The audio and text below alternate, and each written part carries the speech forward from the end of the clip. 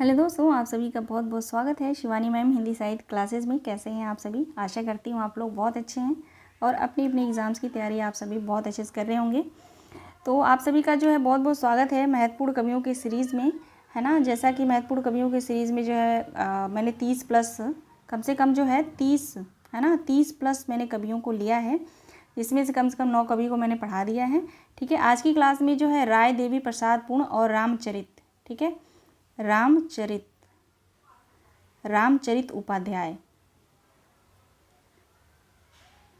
ठीक है, इन दो कवियों के बारे में जो है सभी इनके महत्वपूर्ण तथ्यों को, महत्वपूर्ण ग्रंथों को, जो भी इनकी महत्वपूर्ण रचनाएं हैं उन सबको मैं जो है पढ़ाऊंगी। तो ये मेरा खुद का नोट्स है, तो आप लोग जो है मेरे नोट्स से जो पढ़िए। नोट्स थोड़ा वो मतलब राइटिंग जो है थोड़ा सा जल्दबाजी में मैं लिखी हूँ, जल्दी में, तो राइटिंग जो है समझ में उतनी नहीं आएगी आप लोगों को, तो इसलिए मैं जो है इसको कन्वर्ट करके जो मैं PDF बना के इसको आप लोगों को पढ़ा रही हूँ। तो आप लोग जो है इन PDF को आप लोग ज़रूर पढ़िएगा, इस क्लासेस को ज़रूर देखिएगा और नोट डाउन कर लीजिएगा। ज़्यादा नहीं है, थोड़ा थोड़ा है, ठीक है। तो आप लोग जो है अच्छे से याद कर लीजिएगा सभी रचनाओं को, ठीक है। चलिए स्टार्ट करते हैं क्लास। देखेंगे सबसे पहले कवि जो है राय देवी प्रसाद पूर्ण, ठीक है। इनका जन्म जो है देखेंगे 1868 ईस्वी में मध्य प्रदेश के जबलपुर नामक स्थान पर हुआ था। इनकी मृत्यु जो है 1915 ईस्वी में हुई थी और इनके पिता का क्या नाम था? तो राय वंशधर था, ठीक है, ध्यान रखिएगा।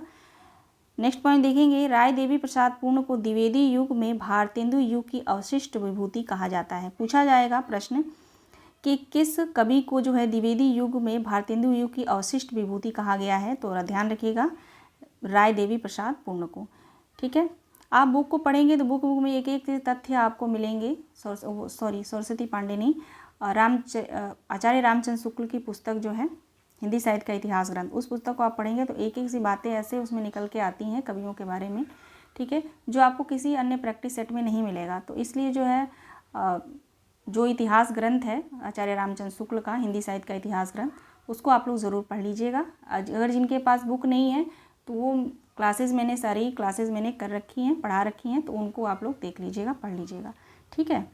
चलिए देखते हैं नेक्स्ट पॉइंट। लंदन की रॉयल एशियाटिक सोसाइटी ने राय देवी प्रसाद पूर्ण को पहला नियमित सदस्य स्वीकार किया था। तो एक एक लाइन आप सभी को पढ़ के ये पता चल जा रहा होगा कि एक एक लाइन जो है ये प्रश्न है, ठीक है। वन लाइनर एक प्रश्न मान के चलिए इसको। प्रश्न आप खुद भी बना सकते हैं, इतना तो आपको पता ही होगा, है ना। प्रश्न ऐसे आप बनाइए कि लंदन की रॉयल एशियाटिक सोसाइटी ने किस कवि को पहला नियमित सदस्य स्वीकार किया था? तो राय देवी प्रसाद पूर्ण हो जाएंगे, राइट आंसर हो जाएगा, ठीक है। चलिए मैं प्रश्न भी बताते हुए चलूँगी, है ना। रसिक समाज में रहते हुए संवत 1954 और सन में देखेंगे यहाँ पे 1897 में जो है रसिक वाटिका पत्र जो है इन्होंने निकाला था।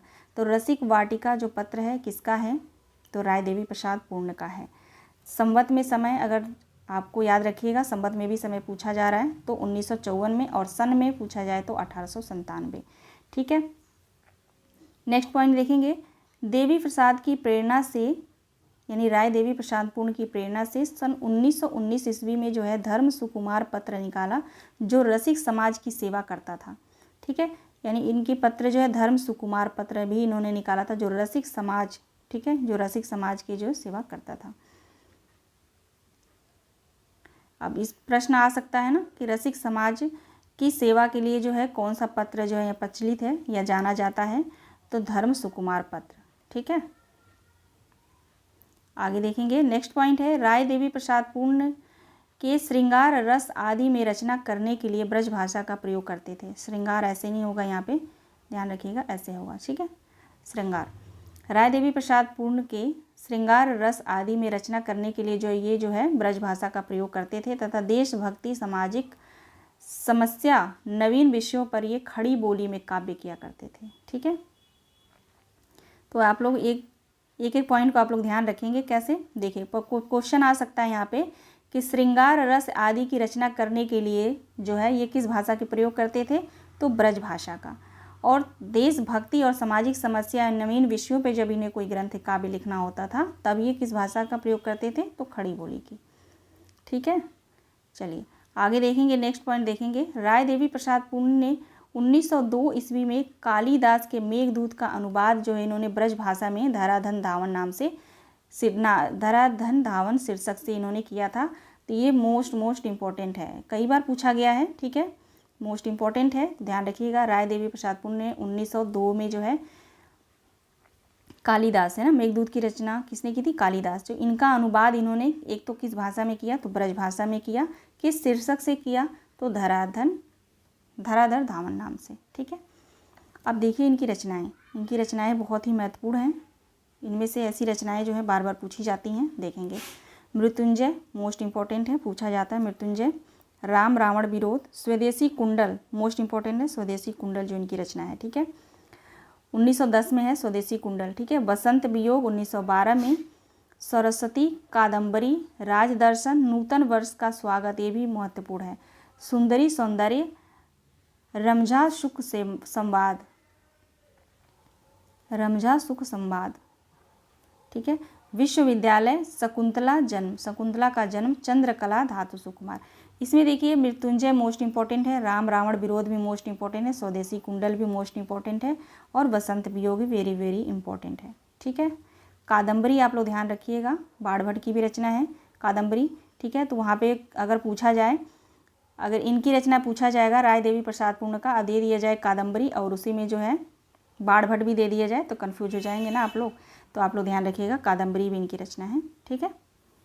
अब देखेंगे यहाँ पे स्वदेशी कुंडल जो है, इसमें खड़ी बोली का प्रयोग करते हुए जो है 52 कुंडलियों को इन्होंने संग्रहित किया है, ठीक है। स्वदेशी कुंडल में कितनी कुंडलियाँ संग्रहित हैं? तो 52, ठीक है, 52। राम रावण विरोध जो यहाँ पे रचना है, राम रावण विरोध दूसरा, ठीक है। राम रावण विरोध में जो है यह ग्रंथ 1906 ईस्वी में लिखा गया था और यह एक चंपू और प्रबंध काव्य है, ठीक है। अब इनमें से 4 रचना को दे दे, पूछ दे कि राय देवी प्रसाद पूर्ण की इन रचनाओं में से जो कौन चंपू प्रबंध काव्य है? तो राइट आंसर हो जाएगा राम रावण विरोध, ठीक है। ये तो यहाँ पे समाप्त हो गया, ज़्यादा कुछ नहीं है, ठीक है। आप पुस्तक को पढ़ेंगे तो यही सब है वहाँ पे मिलेगा। कुछ इनकी महत्वपूर्ण पंक्तियाँ हैं, तो पंक्तियों को आप लोग देख लेंगे, बहुत ही महत्वपूर्ण है। भारत खंड का हाल ज़रा देखो है कैसा, आलस का जंजाल ज़रा देखो है कैसा, ज़रा फूट की दशा खोलकर आंखें देखो, ज़रा फूट की दशा खोलकर आंखें देखो, खुद गर्जी का नशा खोलकर आंखें देखो। ये सभी महत्वपूर्ण पंक्तियां हैं जो किसकी हैं? राय देवी प्रसाद पूर्ण की हैं। यहाँ पे भी हैं, हे सेखी दौलत की कहीं बल्कि कहीं गुमान की, है खानदान का मद कहीं कहीं नाम का ध्यान है। नेक्स्ट पंक्ति है, चींटी मक्खी शहद की सभी अन्न करते हैं, चींटी मक्खी शहद की सभी अन्न करते हैं, लघु जंतु तक निज गृह को संपन्न। ये पंक्ति भी इनकी है। आगे देखेंगे, निज गृह को संपन्न करो मनुष्यों, तजो तजो आलस्य, यानी आलस्य को त्यागो, भरे मति मंद मनुष्यों, चेत न अब तक हुआ मुसीबत इतनी चक्की, भारत की संतान वो चींटी मक्खी, ठीक है। तो मोस्ट इम्पॉर्टेंट ये पंक्ति है लास्ट की, वेरी इंपॉर्टेंट है, तो आप लोग इसको याद रखिएगा, ठीक है। चलिए, रामचरितोपाध्याय दूसरे कवि हम पढ़ेंगे, रामचरितोपाध्याय। यानी इनका जो वो छोटा था, तो मैंने कहा कि इतने कम समय में 5 मिनट क्या पढ़ाऊँ, 2 कवियों को ले लेती हूँ, है ना, कम से कम 20 मिनट का तो क्लास रहे। अब हम पढ़ेंगे रामचरितोपाध्याय के बारे में, ठीक है। देखेंगे ये गाजीपुर के निवासी थे, रामचरितोपाध्याय जो है गाजीपुर के निवासी थे। इनका जन्म हुआ था 1872 ईस्वी में, बाद में आकर ये आजमगढ़ में रहने लगे थे, ठीक है। निवासी कहाँ के थे? तो गाजीपुर के थे, बाद में आजमगढ़ आके रहने लगे थे। प्रारंभ में ये ब्रज भाषा में कविता जो है किया करते थे, प्रारंभ में ब्रज भाषा में कविता किया करते थे। रामचरितोपाध्याय की प्रथम कविता की अगर हम बात करें तो सरस्वती पत्रिका में जो है सन 1906 में प्रकाशित हुई थी। इसके पूर्व सभी रचनाएं जो है ब्रज भाषा में। इनकी प्रथम कविता जो है, अभी होगा प्रथम कविता, आगे हम देखेंगे। इनकी प्रथम कविता सरस्वती पत्रिका में सन 1906 में प्रकाशित हुई थी, ठीक है। इसके पूर्व जो इनकी सभी रचनाएं थी वो ब्रज भाषा में थी। आगे देखेंगे, महावीर प्रसाद द्विवेदी के कहने पर खड़ी बोली में जो है ये कविता लिखने लगे थे, ठीक है। ब्रज भाषा में कविताएं लिखते थे, लेकिन महावीर किसके कहने पे अगर पूछा जाए कि रामचरितोपाध्याय जो है किसके कहने पर खड़ी बोली में कविता लिखने लगे थे, तो महावीर प्रसाद द्विवेदी के कहने पर, ठीक है।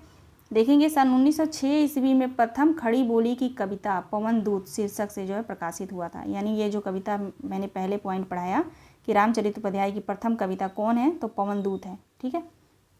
जो 1906 में खड़ी बोली में जो है सरस्वती पत्रिका में प्रकाशित हुई थी। ठीक है, आगे देखेंगे। रामचरितोपध्याय द्विवेदी युग के सूक्तिकार माने जाते हैं, मोस्ट इंपॉर्टेंट है। द्विवेदी युग के सूक्तिकार कवि कौन है? तो रामचरितोपध्याय हैं। रामचरितोपध्याय के नीति विषयक पद, ठीक है, रामचरितोपध्याय के जो नीति विषयक पद हैं वो सुक्ति मुक्तावली शीर्षक से प्रकाशित हुई हैं। ठीक है, अब देखेंगे यहाँ पे जो है रामचरितोपध्याय के ब्रज भाषा में जो रचनाएं हैं वो विजयी वसंत है, श्रवण श्रृंगार है, सुधा शतक है। श्रृंगार हमेशा ऐसे रहेगा, श्रृंगार। ठीक है, यहाँ पे थोड़ा सा गलत है लेकिन श्रवण सही है। ठीक है, खड़ी बोली की रचनाएं जो है राष्ट्र भारती मोस्ट इंपॉर्टेंट है, राष्ट्र भारती, भव्य भारती भी मोस्ट इंपॉर्टेंट है। देव सभा, सभा होगा देव सभा, देवदत्त, देवदत्त होगा यहाँ पे, विचित्र विवाह, भारत भक्ति, रामचरित चंद्रिका, चिंतामणि। ठीक है, चिंतामणि आप लोग ध्यान रखिएगा। ठीक है, ये सभी इनकी रचनाएं हैं जो खड़ी बोली में हैं और सभी रचनाएं जो है मोस्ट इंपॉर्टेंट है। जो ब्रज भाषा में है विजयी वसंत, श्रवण श्रृंगार, सुधा शतक, ये तीनों याद रखिएगा। ठीक है, नेक्स्ट पॉइंट देखेंगे। रामचरित चिंतामणि एक प्रबंध काव्य है। रामचरित चिंतामणि जो है यह एक प्रबंध काव्य है, यहाँ पे जो 7वां है। ठीक है, नेक्स्ट पॉइंट है इनकी सबसे बड़ी विशेषता जो है संवाद योजना है। सबसे बड़ी विशेषता इनकी क्या है? संवाद योजना है, जिससे जो है व्यक्ति, वैचित्र और चमत्कार पर बल दिया गया है। आगे देखेंगे। रामचरित चिंतामणि ने नीति के दोहे, रामचरित चिंतामणि में जो है नीति के दोहे संग्रहित हैं। रामचरित चिंतामणि जो इनकी रचना है यहाँ पे मैंने अभी बताया 7वां। ठीक है, इसमें जो है कैसे दोहे संग्रहित हैं? तो नीति के दोहे संग्रहित हैं। ठीक है, देखेंगे कौन कौन से यहाँ पे। क्यों देश उनकी मनियों में झलका बिनती कर, निज जाति से यो ऐट कर परजाति से मिनती करे, करे होगा यहाँ पे। ठीक है, करें। इससे भाविक मिलता क्या हो सकेगी बोलिए, जीवन मृतक क्यों हो गए चलिए दुख खोलिए। ये जो दोहा है, ठीक है, पूछा जा सकता है कि किस ग्रंथ से लिया गया है? तो रामचरित चिंतामणि से लिया गया है। ठीक है, ये देखेंगे। अतिखत की संगत करते थे जान, में मान नहीं करता रहता, लोहे के संग में पढ़ने धन के मान, लोहे के संग में पढ़ने धन की मार अनल महता है। ये भी रामचरित चिंतामणि में जो है संग्रहित है सभी।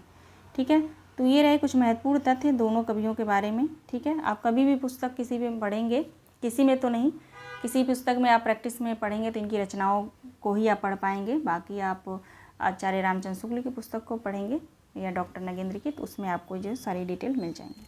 ठीक है, तो आशा करती हूँ छोटा सा वीडियो आप सभी को पसंद आया होगा। ठीक है, महत्वपूर्ण तथ्य जो है आप लोगों को मिला होगा। ठीक है, तो आप इनको लिख लीजिएगा। बाकी मिलते हैं नेक्स्ट वीडियो में एक नए कवि के महत्वपूर्ण तथ्यों के साथ। तब तक आप लोग अपना ख्याल रखिए।